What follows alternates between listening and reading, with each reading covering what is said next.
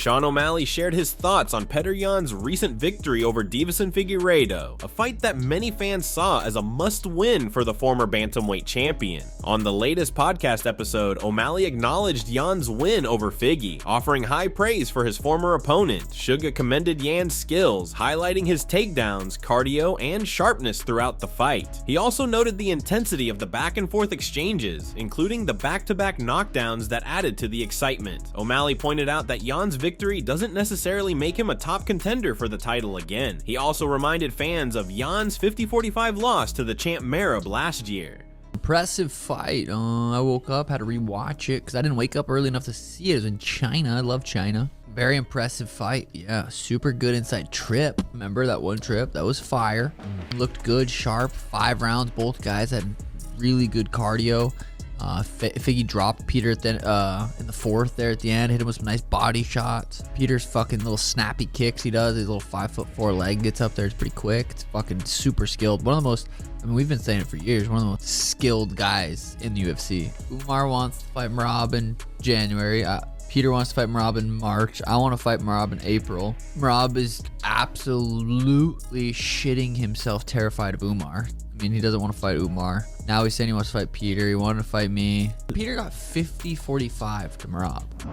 Former UFC welterweight title challenger and a BMF champion Jorge Masvidal finally broke silence on the Colby Covington assault case. On the Jake Shields podcast, Gamebred spoke in detail about the assault, revealing what caused the attack, how it happened, and providing deeper insights into the court cases. Masvidal opened up about what really led to his beef with Colby. According to him, it all started when Colby crossed the line by bringing up his kids during their feud. For Jorge, family is off limits, and hearing those comments set everything in motion. Things got even worse after Colby appeared on the Nelk Boys podcast and said that if he ever saw Masvidal on the streets, he'd fuck him up. Masvidal took that as a direct challenge, and it only added fuel to the fire. Masvidal made it clear that Covington's trash talk went way too far, especially when it got personal. That's what pushed him to confront Colby the way he did, even though it ended up causing legal trouble. I just wanted, if we were gonna fight, to have just done the fight and that's it.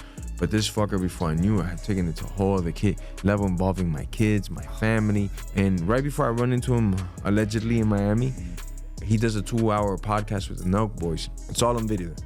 He says, if I run into Jorge Masvidal in the streets of Miami, I will kill this guy. I will literally forget fucking hospital or anything. I'll fucking kill this guy. And he goes on like a fucking serious rant about what he'll do to me.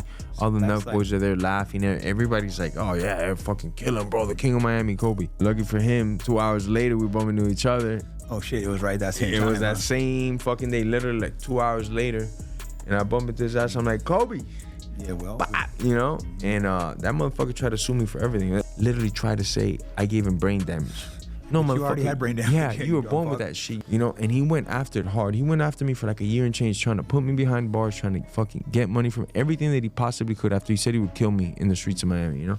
The place, he has a lot of connections with the police department over there, Miami Beach police department. Yeah, he like sucks off the captain over there, and like they're fucking buddy. So they were pushing it, bro. They were trying to fucking rope me up, man, for this shit, you know.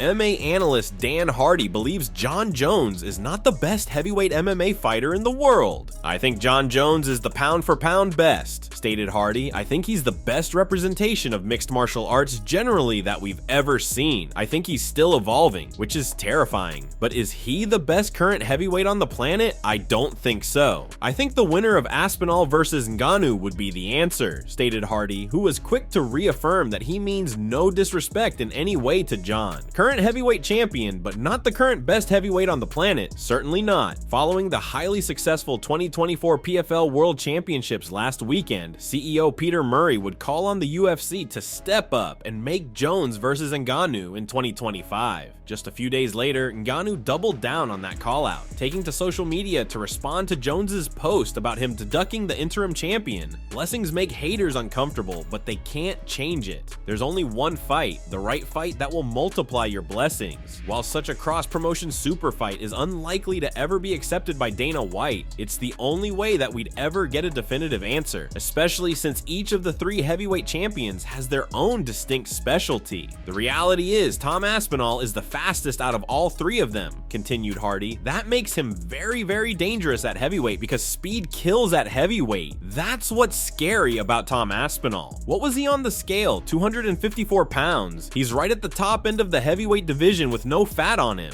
UFC light heavyweight Magomed Ankalaev just went off on Jon Jones. In a Russian interview with a reporter Usha Taika, Ankalaev was asked about a potential fight with Jones. Ankalaev erupted, laying it all on the line. Quote, "Jon Jones isn't some unsolvable puzzle. I just need to get my hands on him. If we ever step into that cage, I will beat him. We've all seen his weaknesses in the Gustafsson and Reyes fights. He's not this invincible monster people make him out to be. I'd expose him, I'd beat him, I would mix up my wrestling and striking against him." Ankalaev's explosive comments got fans talking instantly. Social media lit up with reactions, and the majority labeled him as delusional for calling out Jones. It didn't take long for Jon Jones to fire back. In a now deleted Twitter post, Jones said, "Careful what you wish for, Magomed. Watch your words."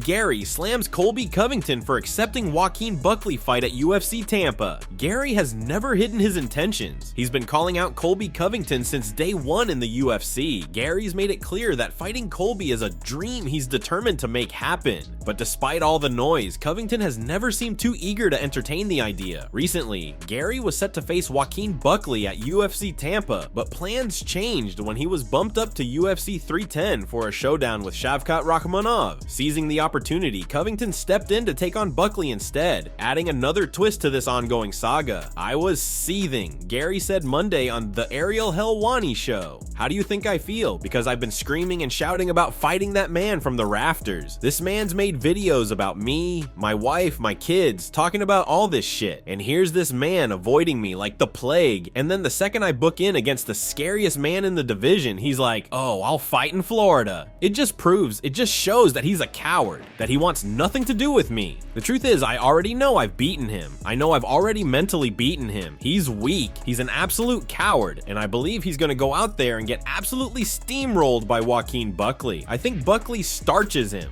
Both Shavkat and Garry have a history of training together at the renowned Kill Cliff FC gym in Florida. During the UFC 310 Countdown show, Garry revealed an interesting moment from their time as training partners as he stated, "Kill Cliff coach Henry Hooft told me Shavkat Rakhmonov and him had a conversation, and he said to me, Shavkat knows you're going to be the champion one day, but he says me first and him later." Thanks for watching, and don't forget to subscribe for daily MMA news.